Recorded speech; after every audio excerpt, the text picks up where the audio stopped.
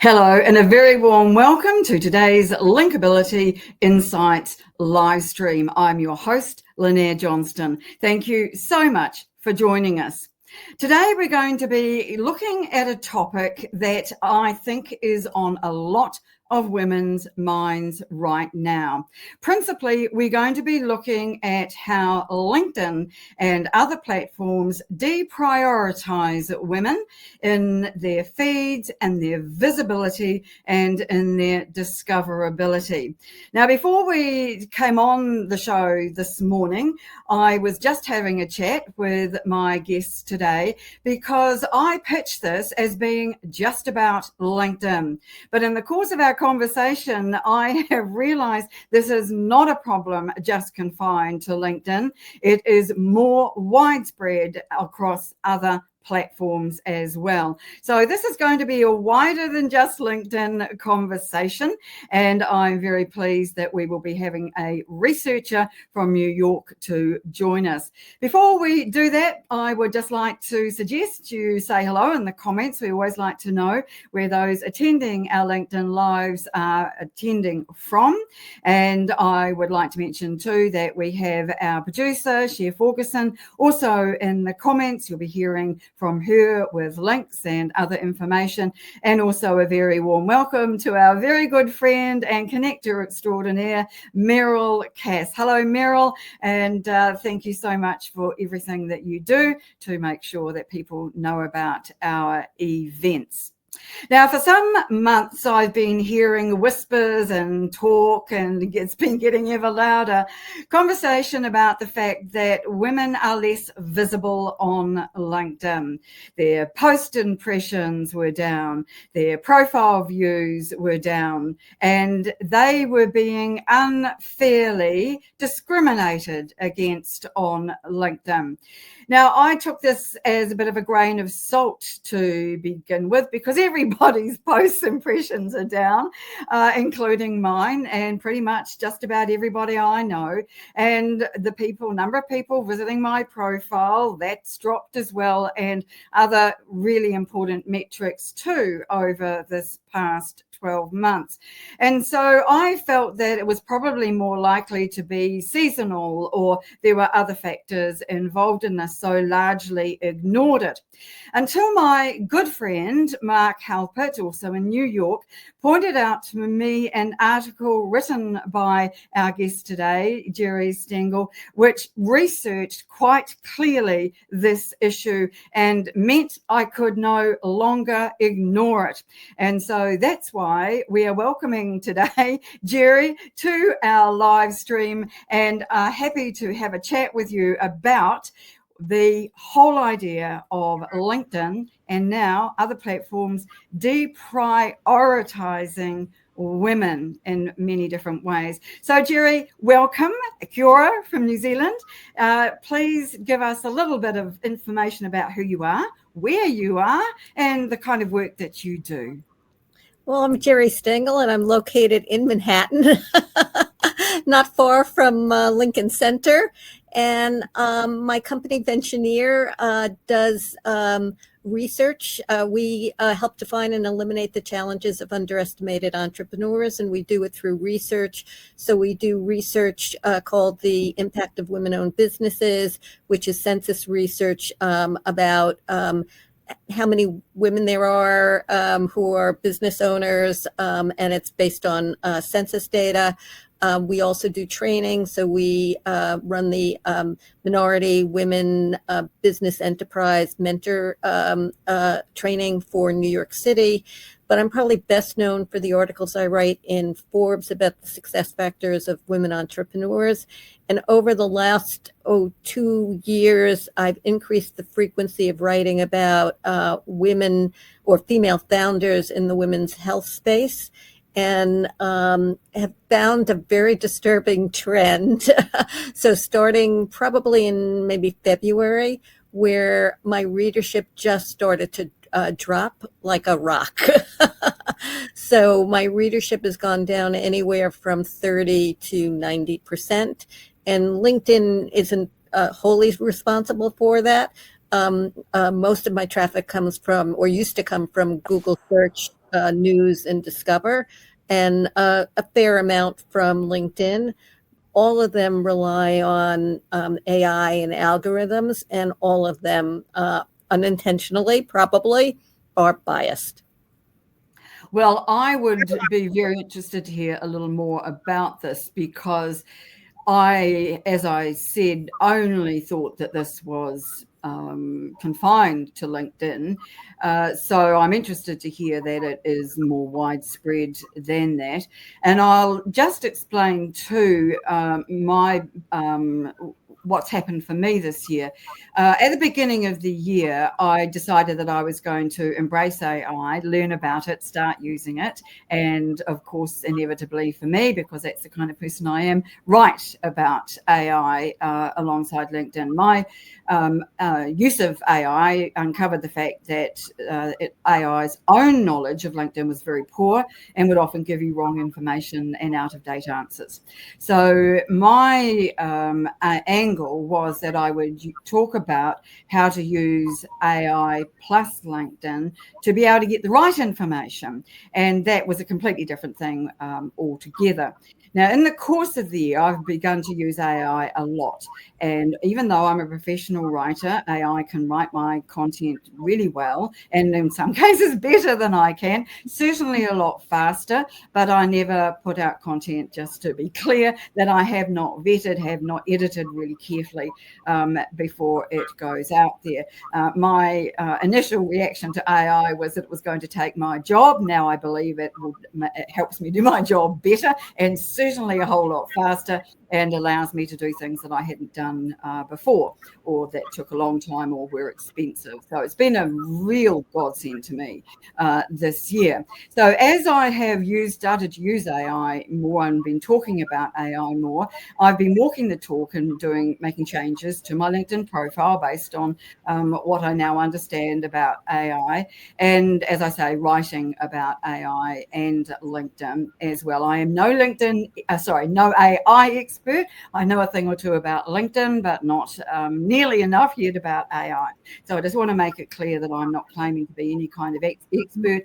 But where I am learning a lot is how to use AI for LinkedIn. Now, I assumed that LinkedIn wasn't terribly keen about this and didn't really want me to be talking about this. LinkedIn generally are not in favor of people like me who like to talk about how to use LinkedIn well, because they would prefer to keep that knowledge to themselves and disseminate it themselves as well. And so it's no surprise to me that I have been on the blunt end of some of the sharp end, I guess, of some of the drop in metrics this year. And I wanted to share those with you and the audience, because I think they are probably they might not be the same across the board. I know not everybody's having the same results as me, but I do want to just mention what they are so that this puts it in context. So my profile views have dropped 40% since the beginning of the year. My search appearances are down 50%. My posts are down 34% for impressions over the entire year, and 18% in the last 90 days. So this drop in visibility is accelerating massively, because over that same 90 days, my engagement rate has dropped 26%.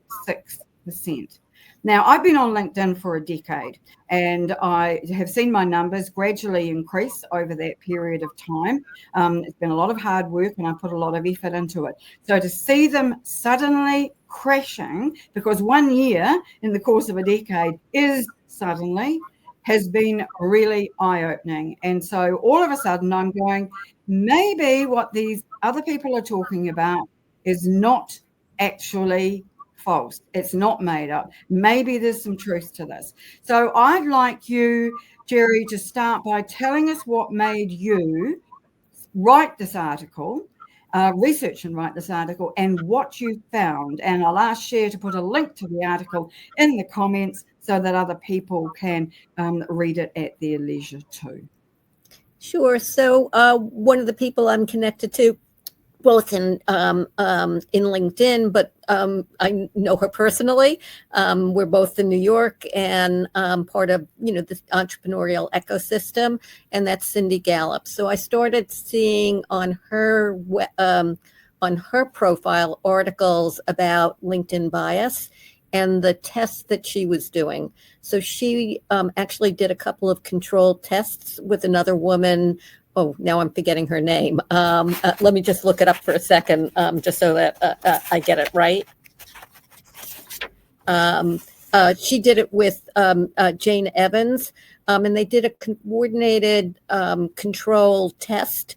They did 2 male profiles, or a couple of male profiles, with followers of 9,400 people, and then women with 154,000 followers. And guess who got more attention on LinkedIn?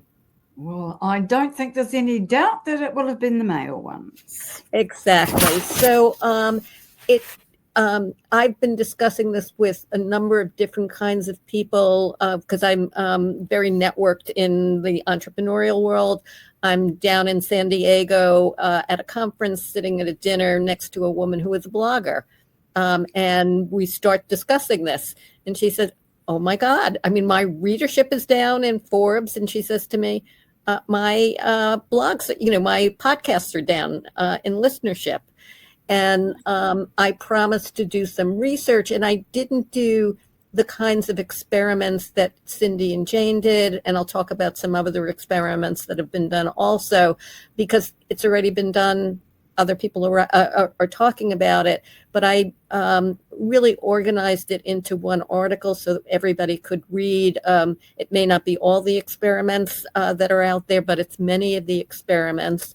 And then I started to do a lot of research on what the cause could be and what the solution could be.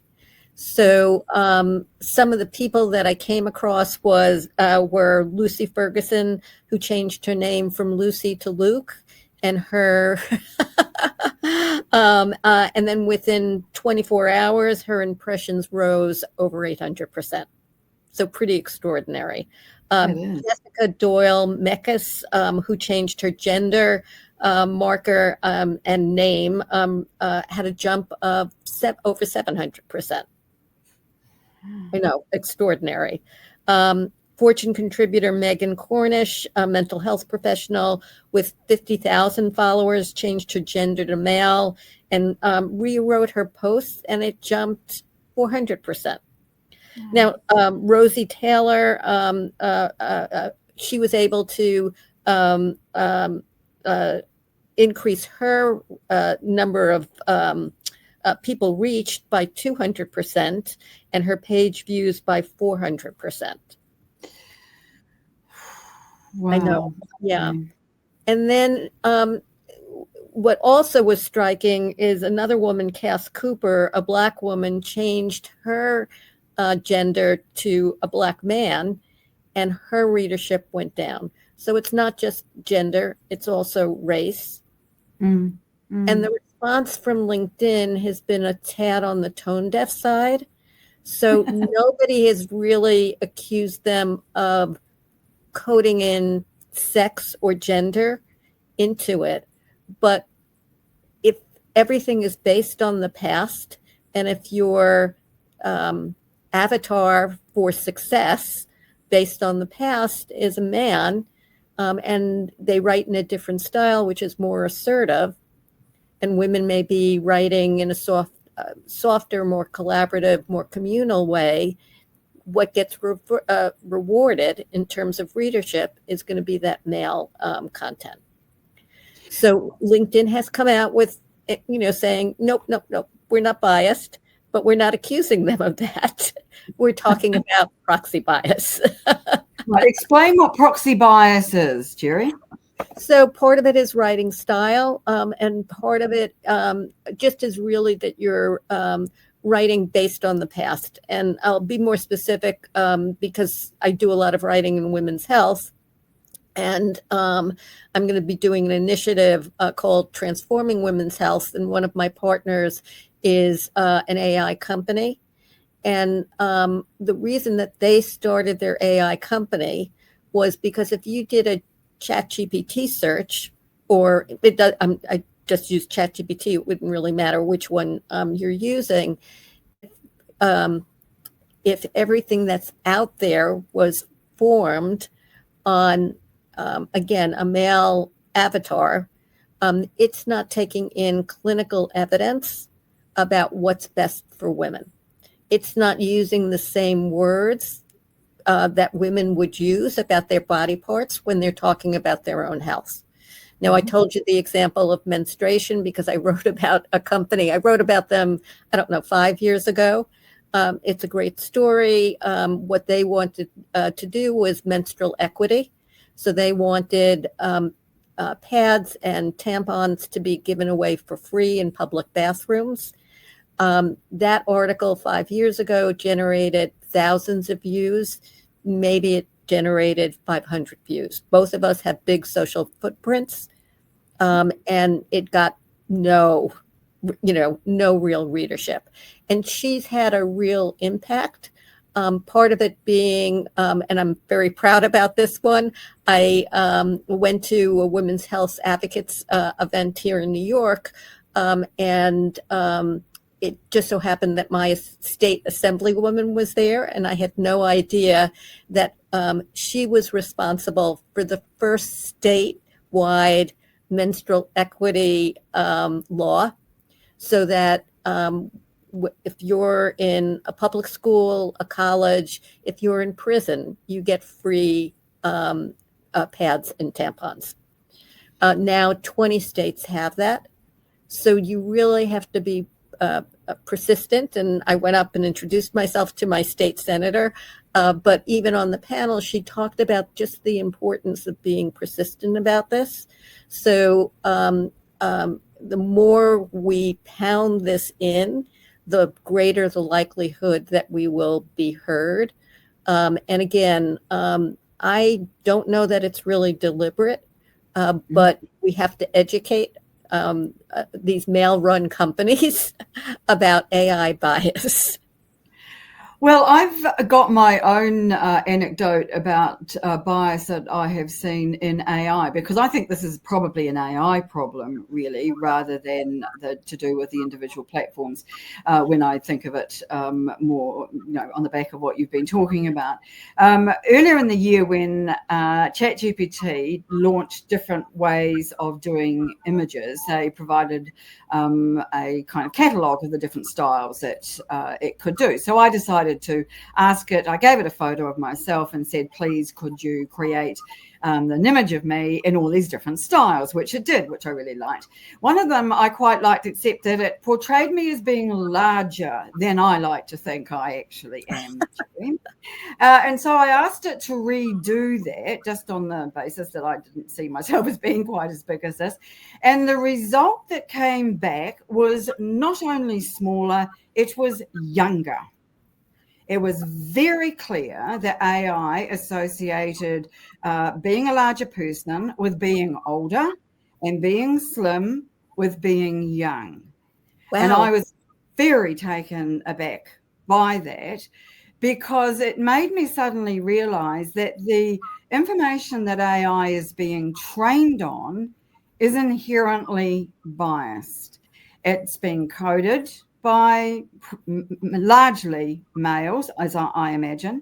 And so inevitably it's going to have those kinds of inbuilt biases in it. Now, I don't think it's necessarily going to just be a gender bias.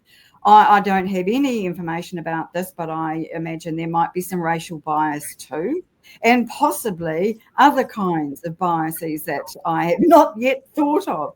And I don't know how you would unwind this and get this back on track again, because LinkedIn, with its change of terms and services in November last month, gave us an opportunity to turn on or off the setting where it could use our content to train its own AI. And a lot of people turned that off.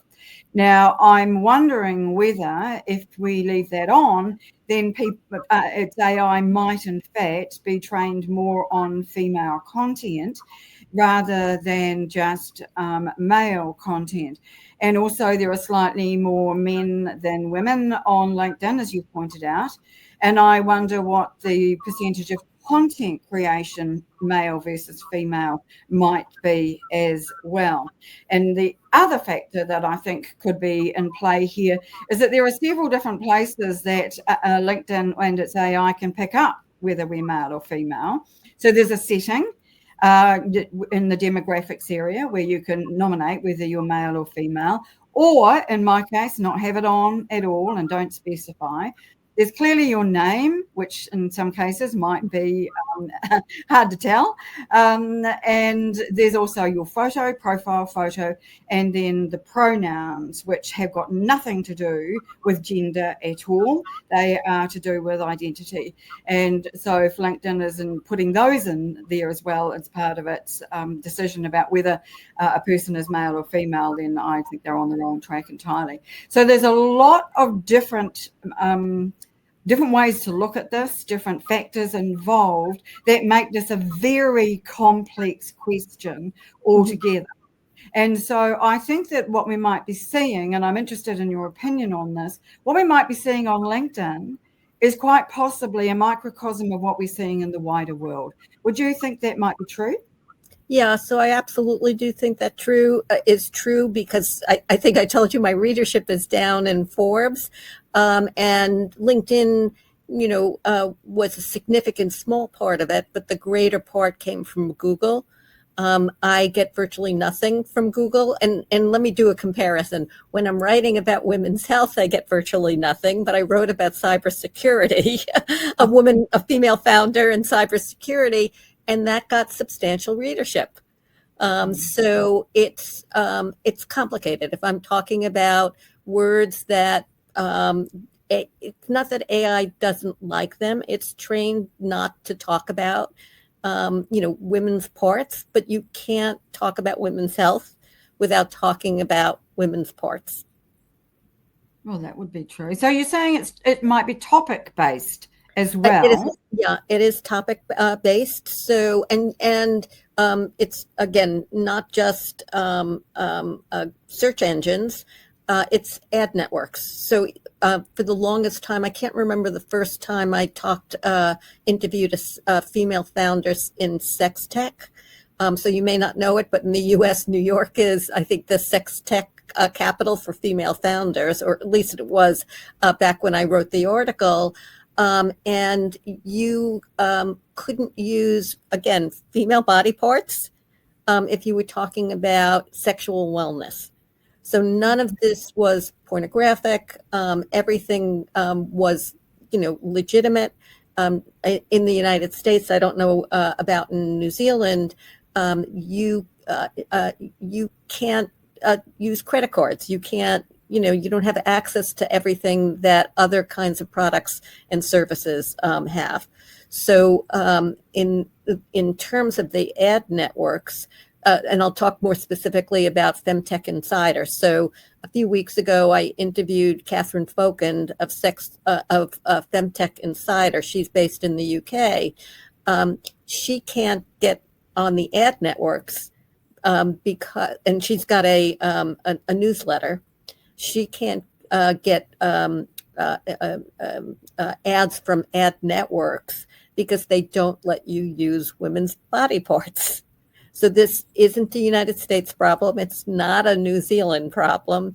It's a global problem that's affecting different industries in different sectors. So it's ad networks, it's search engines, it's AI services.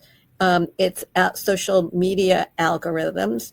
You can talk about erectile dysfunction, but you can't talk about menstruation.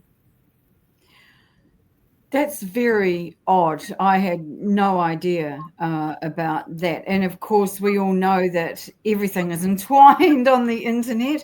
From my part, I only had to take out a library book about the Washington Post earlier in the year to suddenly be besieged by adverts asking me to subscribe to the Washington Post. So you can't tell me that this is not all connected in some way, shape, or form. And I think that this is definitely a wider issue than we are just seeing on LinkedIn. But I do, LinkedIn is where my expertise lies, and that's where my audience is interested. So I think we probably should try to think about LinkedIn-centric ways to get around this, because, or what we can do in terms of solutions. I like to be really solution oriented, if at all possible. And as you said, LinkedIn has said that they don't gender and other demographic attributes like age or race are not used as a signal in the feed ranking algorithms. Now, the problem with LinkedIn saying things like this is that their level of truthfulness has not always been 100%, let me just say that. And so, of course, they are trying to protect their turf. They don't want to alienate their 50% odd of female members and have us all disappear off to Substack or other platforms on the back of this if they say, yes, it's actually true. So I'm interested in how we might be able to make a comeback, if you like, because I think this is ingrained. And I feel, and LinkedIn might well be looking at it behind the hood to try to see what they can do. And I'll give them the benefit of the doubt on that one. And we wouldn't necessarily know, because they certainly wouldn't say that. And things might improve. But right now, the situation is dire. And I am finding that with everything that I do. And I'm not even talking about women's body parts, Geri. I'm talking about AI and LinkedIn, that I would have thought would have been really of interest, because AI has really increased in terms of visibility this year in the mainstream, and more people are using it. That's very clear. And I've got a very strong network of people who are interested in LinkedIn. So putting the two together, I would have thought would have been a no-brainer and would really spark interest and activity. And it certainly does some, but not very widely. And mainly what I'm hearing, the people I'm hearing from now are the people who are already in my network. I'm not hearing from second degree connections who are finding my content because they're not. And I'm not getting invites from people who say to me, Lynnaire, I've seen your content or your post about this or that, and I wanted to reach out to connect and learn more.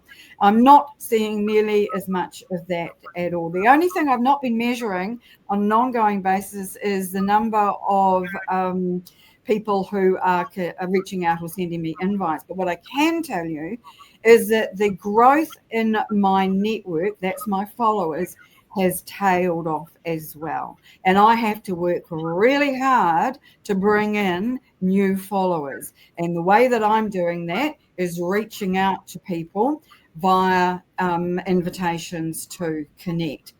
Now, for a long time, I've always said that you should send personalised invites to people when you're reaching out.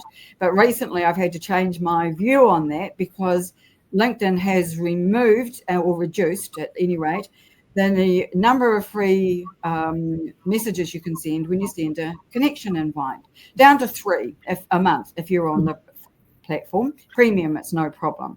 And that means then you can, you're getting a lot of more messages from people with no profile, with no message. And then I'm not now sending out so many, simply to see whether that provokes a reaction. And it certainly has reduced the number of people who've accepted, no question. But it's the only way that I have found to date to stop that decline in the views of my profile. And so I am suddenly really taking this seriously and wondering what ideas you might have for us to try to stop the slide in our visibility? Well, first, I think it's advocating to LinkedIn on what they can do. One of the simplest things would be to do an audit for gender and race proxy bias. So we're not saying that they're deliberately coding it. We're saying inadvertently it's happening, and they should do an audit about it. They have not said that. They have not applied a fairness aware ranking to their feed. So again, it's happening to you in New Zealand. It's happening to me in the United States, to people that we know, to provide some transparency about visibility patterns. So I know that they've always kept it sort of secret, and they leave it to LinkedIn experts. They should educate the LinkedIn experts on what are the ways that you can improve your rankings, your visibility, your followers. I'll add in, for me, whenever I speak, I get followers, because if I'm at usually a live event, but even a webinar, I'll get people afterwards trying to connect with me. And then I think they really have to come public and, sort of publish a plan about how they're going to address all of this. Because I don't think we're making this up. I think it's there. And again, not accusing them that it is deliberate, but asking them to address this in an appropriate way. I think that would be marvelous. My experience with LinkedIn has been that it doesn't tend to address these kinds of issues in any other way than they already have, by disputing what the results that have already been put in front of it. And they did that directly. They did have somebody, Social Media Today wrote an article quoting one of their people about what was going on, Saxi Jean, saying that gender, as I said, gender and other demographic attributes are not used. But they're also saying that, and we are too, I think, really, Geri, that content visibility is determined by a number of factors: relevance, engagement signals, so that's us engaging on other people's posts, timing, rapidly increasing volume of content on the platform. So that means there's more competition for the feed, which, as they've been saying, has been going on for a long time. So I'm not really quite sure that I believe that has actually changed this year. But the one thing that does seem to have changed dramatically is this AI engine that they're calling 360 Brew, that they started talking about at the beginning of the year, when they put a bunch of their own engineers into a Cornell University research study, which is published online, that talked about what they were doing in terms of changing the way that LinkedIn now works. And I feel that that has been detrimental to women in general, but to everybody. And I don't believe that it is only confined to women. I think there are other people who found it more difficult this year as well. But the problem, as I see it, is that there are too many factors at play here to be able to say definitively, okay, it's the topic. Okay, it's the fact I'm female. Okay, it's the fact I'm not posting at the right time of day, or I'm choosing the wrong kinds of formats. I don't think it's as simple as that. And I'm really at a bit of a loss to know how to turn this around for myself and for the members of my Linkability community, because as the founder of that community, my role is to look for ways to help everybody succeed on LinkedIn, individually and collectively. And at the moment, I'm finding it really difficult to be very positive about the only ways that I've seen so far to make a difference that moves the needle is doing more engagement on other people's posts and really putting an effort into that, and reaching out to more people to connect to them. Now, the only metric on LinkedIn for me that has not dropped this year is my SSI score, my social selling score. It did bump up for a while when everybody else's did earlier in the year when they made some changes, but it quickly went back to the status quo, and that has remained the same throughout the year. So that's LinkedIn's own inside look at how you are performing and what you are doing. So if that's not changing, then I find it really hard to believe that people are suddenly not interested in my content or in what I have to say, because that has not been my experience to date. So those are the only two things that I can offer at this point for making a positive change. Have you got any suggestions? I do. And I didn't think about this until you started this conversation. So I'm part of two advocacy groups. So I'm part of Women Impacting Public Policy. And once a year, we go to Capitol Hill and we meet with the House and we meet with the Senate. And maybe not this, we did meet with the House of Representatives. For the Senate, it was the Chief of Staff. And when I described this problem, I didn't have the words behind it. And the Chief of Staff said, "Oh, you mean AI censorship?" And I went, "Yes, that's exactly what I mean." So talking to politicians is really important, because you want them to be aware of what's going on and advocating. So Women Impacting Public Policy is for women-owned businesses. I'm also part of Women's Health Advocates. And I'm hoping that we're going to be doing a webinar. Maybe down the road, we'd also do something on the Hill so that we can make, the Senate and the House of Representatives more aware of this. But advocating for policy changes is really important. So if your representatives are talking about this and complaining about this, that makes them aware that they have to, that the technology companies have to change. So I'm proud to be a voice in it. And, because I write about this topic, I can get a seat at the table often and get to have a voice, and talk to a chief of staff of a senator in the United States and have her really understand what I'm talking about. Might not be possible for those of us at the bottom of the world, Geri, but you can do it. I'm sure there's something similar in New Zealand. Absolutely, there is. You can we call it. You can write to your MP about issues to do with that. And in fact, just this morning I saw in the news our local MP is in strife because she claimed she wasn't using AI in some work that she had been doing, and something got leaked that included the prompts from AI. So she was lying about that. But, I think really we've seen this year a bit of an attitude shift from, oh, no, I don't use AI at all. And no, it's a terrible thing, to people being quite open about the fact that they use AI. And now that it is becoming more entrenched in our everyday apps, WhatsApp, for example, as I noticed just last week that now I have the option of using AI when I am sending a message to somebody on WhatsApp. Personally, I think I'm quite capable of writing my own, but it's very kind of it to make a suggestion. We're going to see more and more of that, and people are going to be starting to use that in our everyday lives.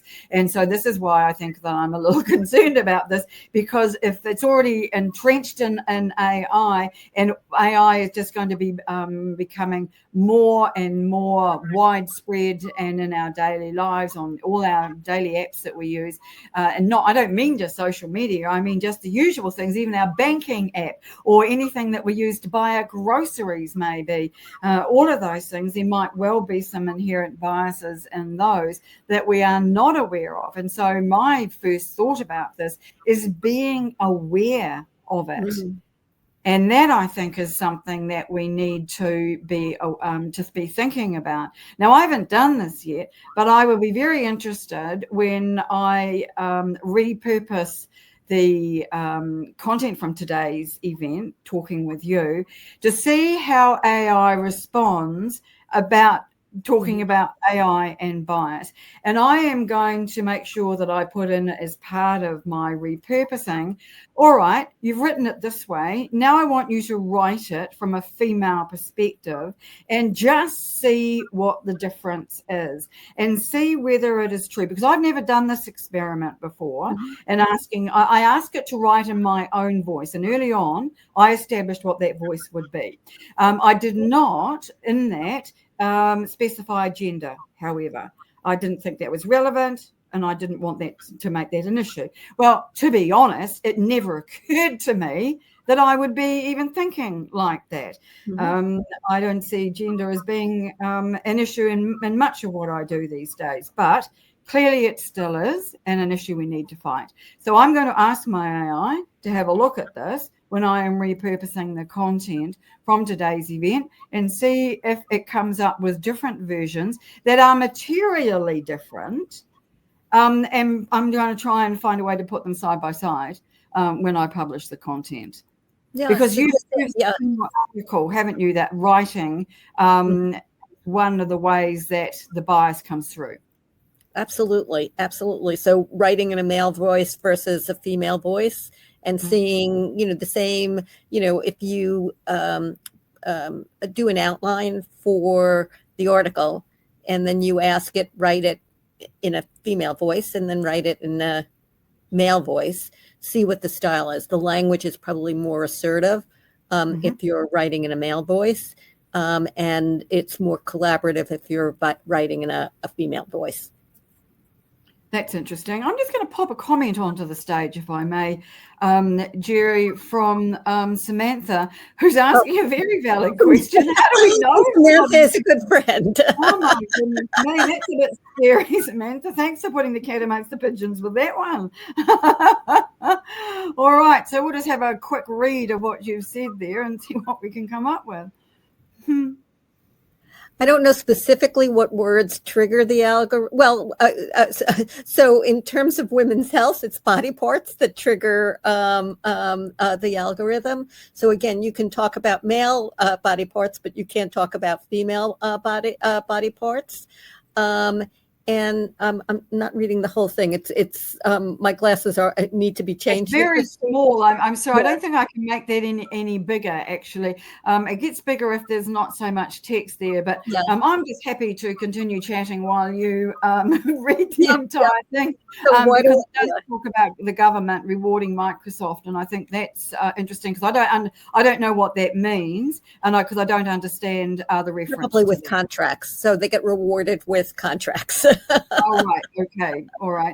That's a really important thing. So again, if you're if like I'm advocating through different groups that reach politicians, I have a bigger voice as a result, and those politicians can start talking to these big companies and saying, "Excuse me, you got to do something about this."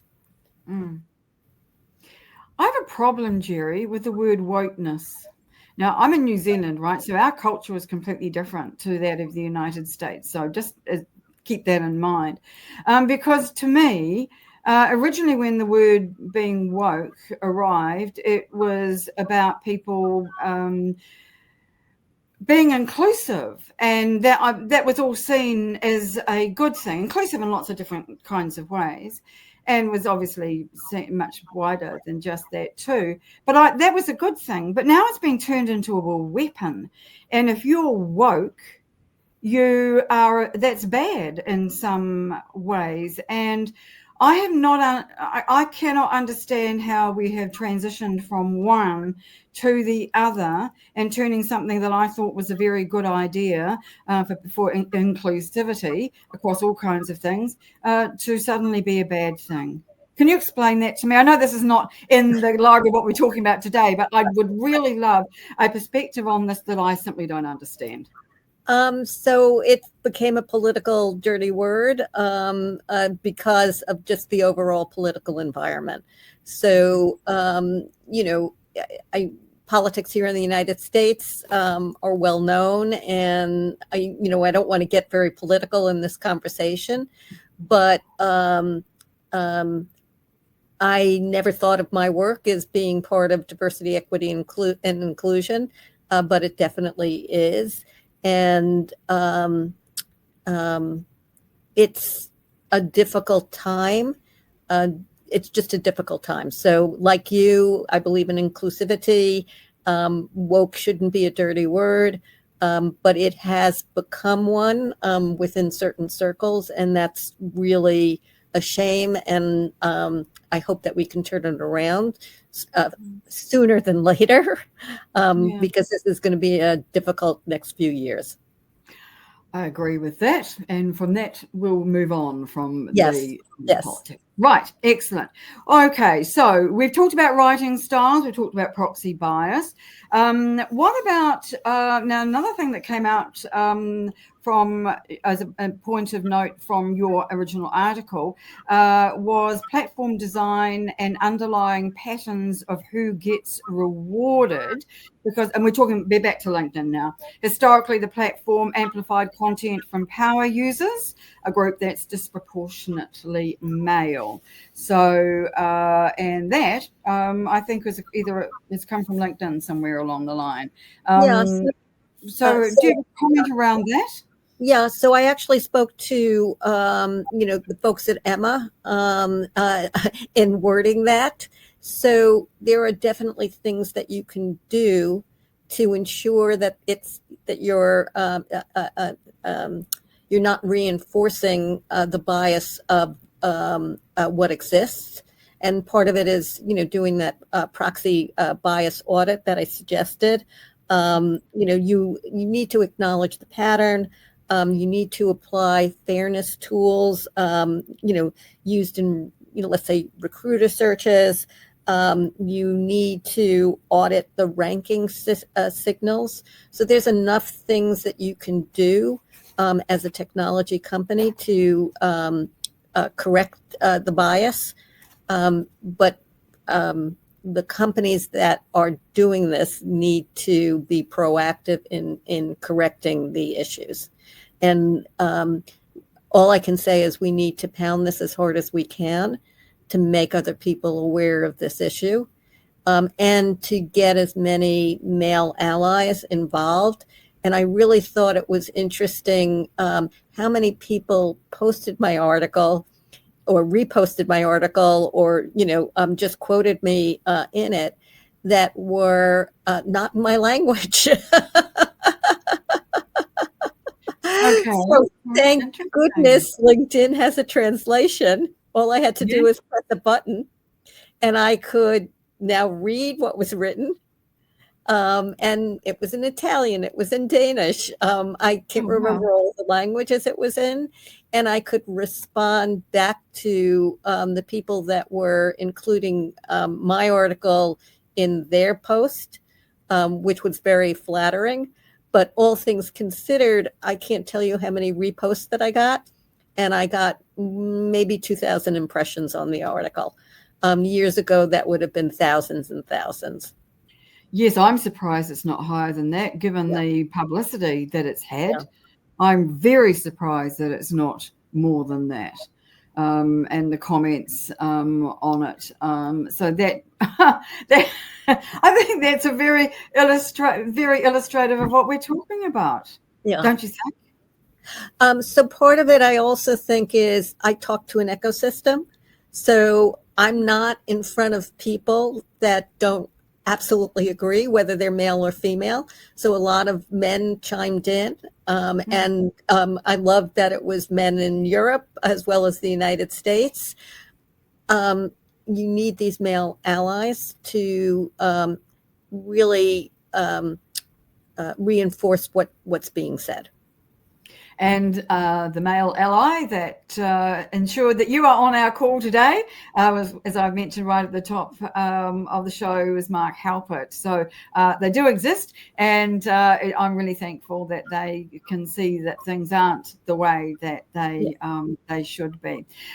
So, Geri, is there anything else that you would like to add? Any other aspect of this that you think we should talk about today?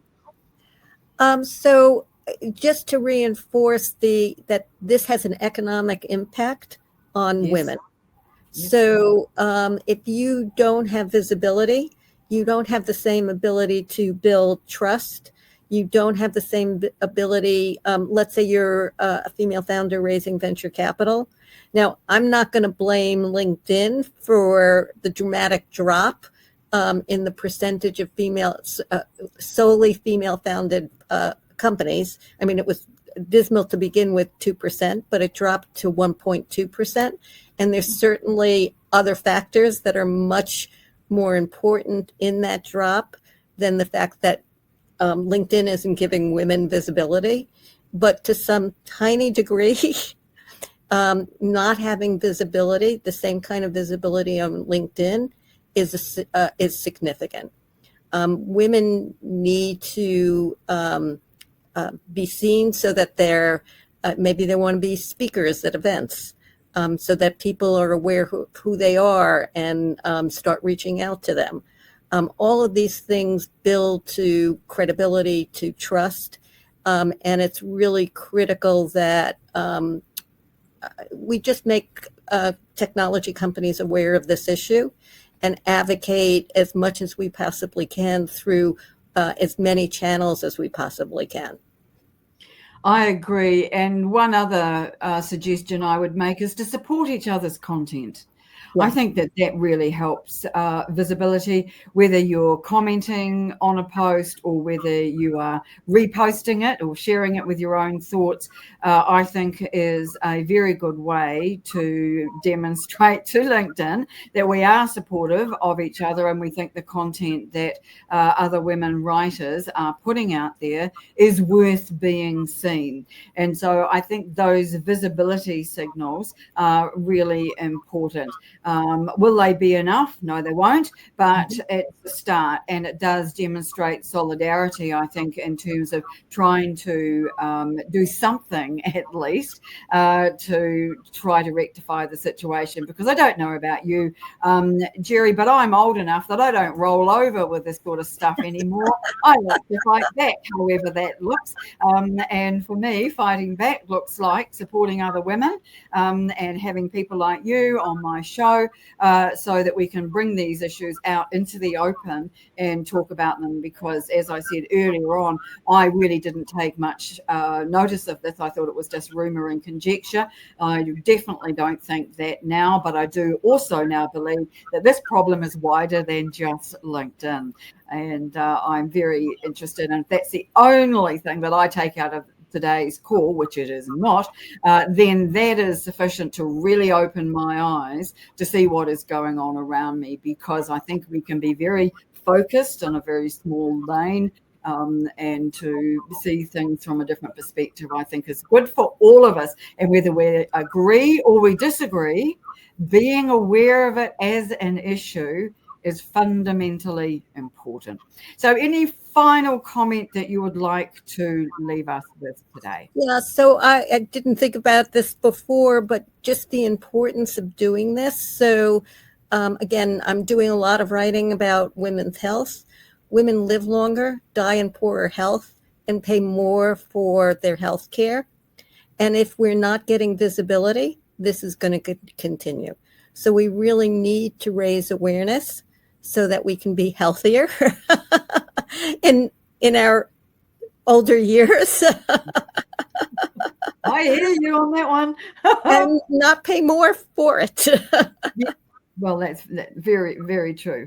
Very true. So thank you so much for taking the time to join us today. I'm most grateful. We've put links into the comments for ways that people can get in touch with you, read your content, connect with you on LinkedIn. And I imagine you're very happy to have people reach out and say that they've seen you today or on the podcast once it gets to YouTube and want to connect and hear more from you, because that's how we will get this issue talked about more widely. So Geri, thank you so very much for joining us today. I am most grateful, and I will, for one, will be making sure that I do my part in making other people aware of this particular issue. So thank you again. And next week we have... Thank you for the opportunity. Oh, it's absolutely our pleasure. You've been an ideal guest, and I don't say that often. I'd just like to mention to everybody else that next week we're doing another LinkedIn Live, which will be our last for the year, out of sequence actually, because it's not a fortnight afterwards. It's only going to be a week. And I'm going to be talking to Mr. LinkedIn himself, Mark Williams, who is the founder of the LinkedIn Formed podcast, ran it for 13 years, and recently handed the reins over to John Aspirian. And Mark has been very kind to me over the years, and we met in person 2 years ago. And so I've asked him to come on the show for a special edition to talk about LinkedIn legacy and letting go. And that will be at a different time than normal, earlier than usual, because he's based in the UK. So we'll share more details about that, but we do hope that everybody in the audience will also join us for that live stream as well. So everybody who came along and contributed in the content, in the comments, no matter which side of the fence that you stood on or stand on, thank you so much for being here today. Thank you again to Geri. Thank you, everybody who watches us on the live, on the replay later on. We are so grateful for your support. Thanks again, and bye for now.